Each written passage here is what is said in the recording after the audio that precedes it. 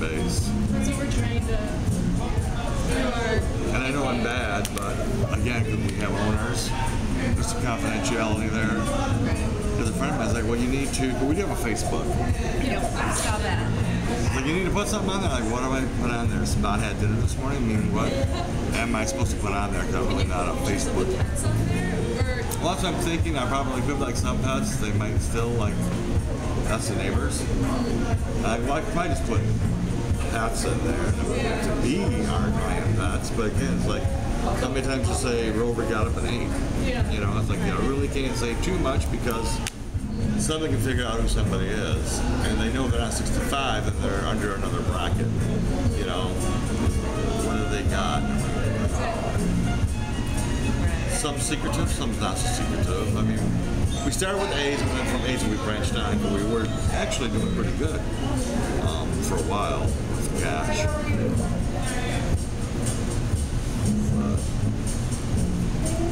So anything else, or is that it?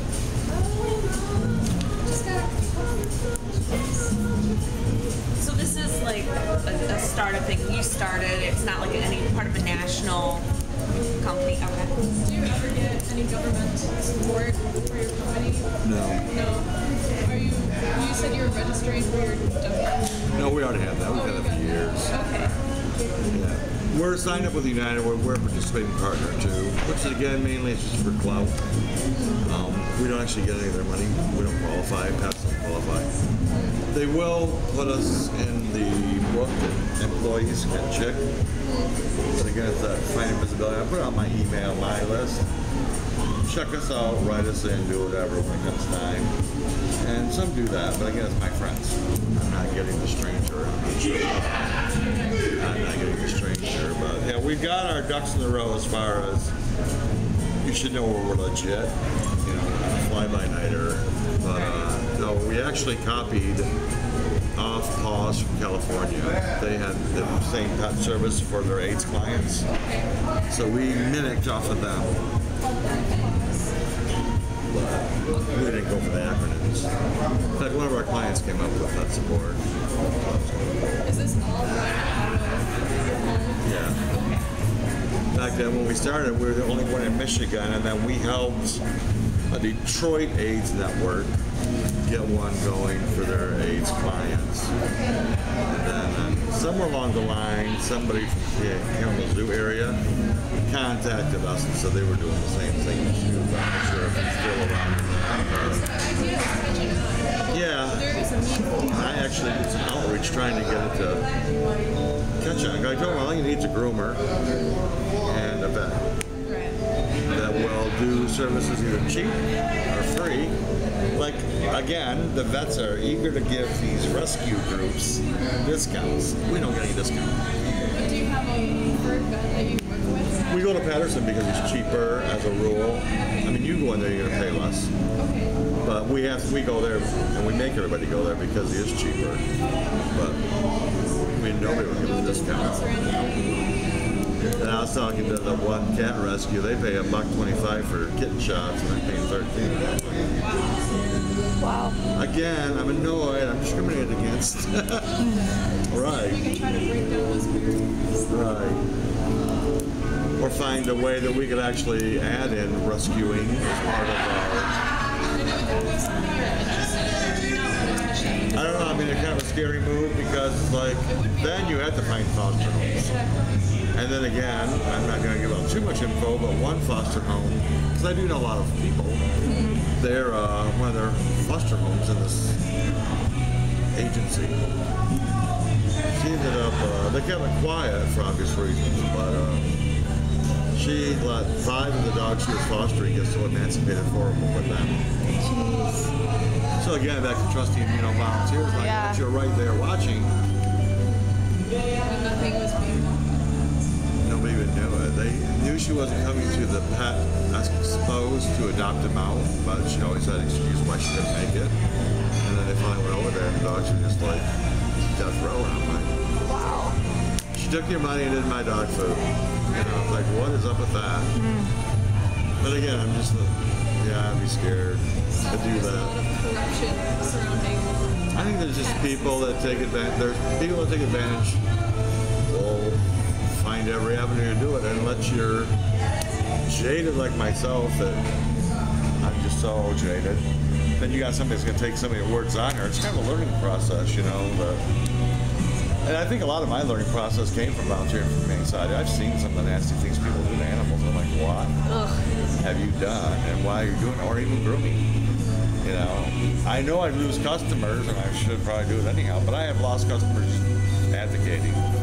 I tell us I'm not just a groomer, I'm an advocate. But you ever bring this dog in this shape again, I'm calling animal control on you. Well, I tried. No, you didn't. Because I'm open 24/7. Like you could have called me 6 months ago before it got this bad. You know, I've had dogs where their mats were matted from their face connected to their chest. Oh my There was god. no reason for that. There's no reason. Don't even because I tried.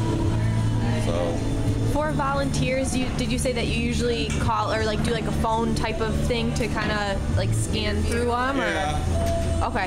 And then if I kind of like get a good vibe, then I'll meet them. Okay. Okay. So whatever something you also wanted to do, you could like set up some sort of like volunteer, some sort of like. Well, I mean, I guess it would be funner to find a project, I guess, and find volunteers to run it. Because right now, like I said, we don't have a whole lot of need except to pick up food and drop it off. And, I mean, it'd be nice if we did a pet awareness or a pet walk. But again, everybody's doing pet walks. Even these rescue groups doing pet walks. And Yeah. again, you need the following to actually pull it off. Right. There was something different. What are your connections to this Lights On studio? Actually, he's a friend now. But yeah, in the earlier days, he was just a phone call. Okay. I'm quite a good beggar. It's like, hey, would you do this? And he said, yeah, and we've been with him ever since. And how long do you get a percentage of the proceeds from? Yeah, he gives us all of it. He pays for the development, he gives it all. We try really hard to get people to book there. And again, we've lost about half. In fact, we've dropped the whole day because people just haven't had. We've been doing him, I think we've been doing this for like 12 years. And those are samples. My sister's dogs and my dog. Aw, Not true the Danish, but So Cute. they display it all in here, or some of them. the three stay in the garage. Right. Like my bird's in there too, and he was actually easier to photograph than my dog. the was. African gray. Well, he was here too, but he's Oh. gone now. But now it's apparently the cockatoo up there on top of the pier. I have a little cockatoo. Oh, do you? Yep.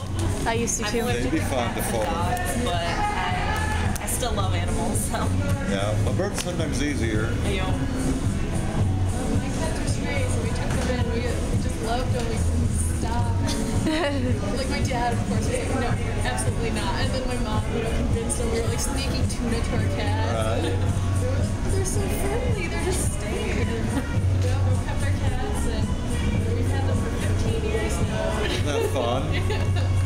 And they started out skin and bones, now they're big old Right, big fatties. cats, They're lazy. I got two. I think they're probably 8 weeks old now, maybe 9. We've had about a month.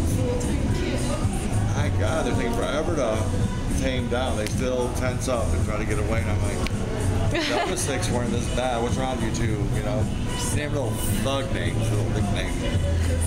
I was like, you are just bad boys.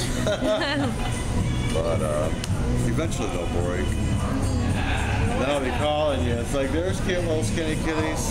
They're furry. I thought you wouldn't want to live on the street with all this hair. You'd be mad at